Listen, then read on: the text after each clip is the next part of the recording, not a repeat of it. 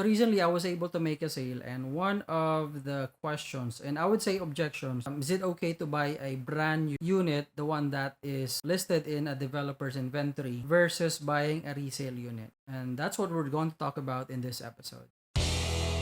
What is up, guys? What is up, investors, home buyers, and home seekers? So in today's episode, gusto ko lang i-share sa inyo yung experience ko about this recent sale that I made, and wherein the buyer was asking me, should I buy what you're offering, or should I buy the one that is being offered by another seller, which is apparently mas mura. Now, if you are planning or buying a property and you have like 100% cash to pay to the seller, this probably is going to really apply to you. So I suggest you listen to this. Let me introduce myself. My name is Larry Barberan, and I am a licensed real estate broker here in the Philippines. Currently, I am connected with one of the most reputable developers here in the country, which is the Megaworld Corporation. I handle projects that are located in Quezon City, in BGC, in McKinley Taguig, and even the one that is located just right across NAIA Terminal 3, and as well as in Manila, which is the one in San Lazaro. So if you are thinking of investing in these locations, let me know. I have my contact information in the description below, so let me know. I might be able to help you. So going back to the story, this client of mine, one of the questions na tinanong niya sa akin is this: should we buy what you're offering versus what the other seller is offering?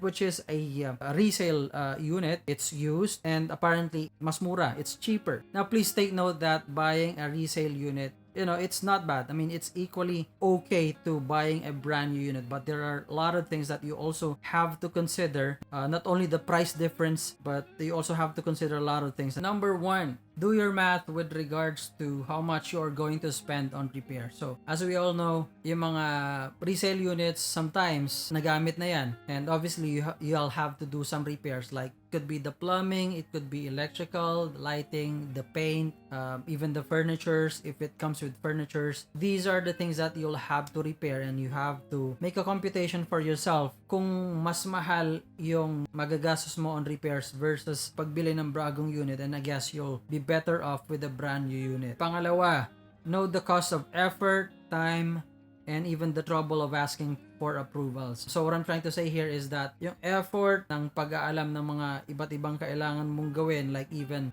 thinking of the concept na magiging room mo, the paint, even the tiles, those kind of things, takes a lot of effort to do that, and even it takes a lot of time. As we say, time is money, and even the trouble of asking for approvals from the admin, kasi doon sa mga bago, if you don't know yet, you'll have to seek approval from the admin. Kailangan gumawa ng plano, pasa yan sa admin, ask for approval before you can be able to do your repairs or do all the renovations that you want to do sa unit mo. So you have to factor this in. If you're only saving small amount of money and yet you've got that whole headache to go through, then I guess you'll be better off with a brand new unit. Next, so ask about the transfer fees. Transfer fees naman yan, normally like the capital gains tax, documentary stamps, those things, we're gonna have a different video for that, but these are the things that you should negotiate with a seller. Sometimes sellers, part of their negotiation, they won't pay for the capital gains tax. Talk to them, kausapin nyo sila, ano yung mga sagutin nyo in terms of the transfer. If it's already computed with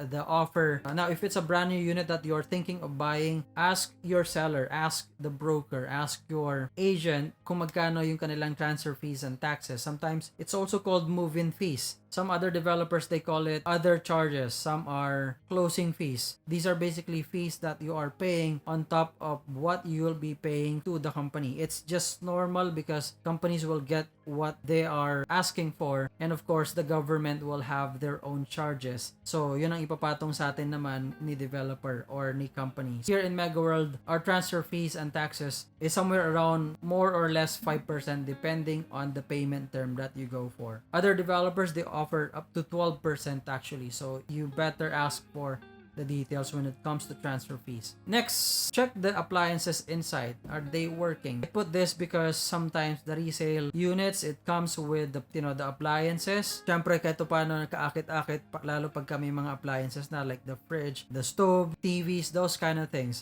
Now you really have to take a look at these appliances if they are working. That way makapag-compute kayo if what you're paying for really is worth it versus buying a brand new unit again. Alright, next is check the modifications and enhancement that was done. Now I put that here because sometimes when you take a look at a unit, although most of the time if it was interior design, maganda na siya. However, if it's not your style, if it's not the theme that you are wanting or aiming to have, then eventually you're gonna have your repair. Again, you will have to factor in how much are you going to spend for the repairs versus buying a brand new unit, which is something that you could customize, konting modifications na lang, an enhancement that you should do if you buy that. I mean, you know, again, you just have to make a computation for yourself. So next, check the unit first. Things that you will want to check, of course, are the water lines. Make sure that there's no leak, the line for the electricity, those kind of things. Of course, this applies dun sa mga resale units. For the most brand new unit, bago pa yan. So if there's gonna be something that you are going to fix, to repair, or to modify, then siguro mas maliit na lang or konti na lang. Now, another thing that you should think about is it really your desired unit type? Now, I say this because sometimes yung mga iba, para makatipid lang, pagka mura, they'll just go for it. And sometimes, once na mabili na nila, medyo may konting pagsisisi dahil it's not the location or it's not the view that they are really looking for. Like say, for example, in my client, the client was looking for something that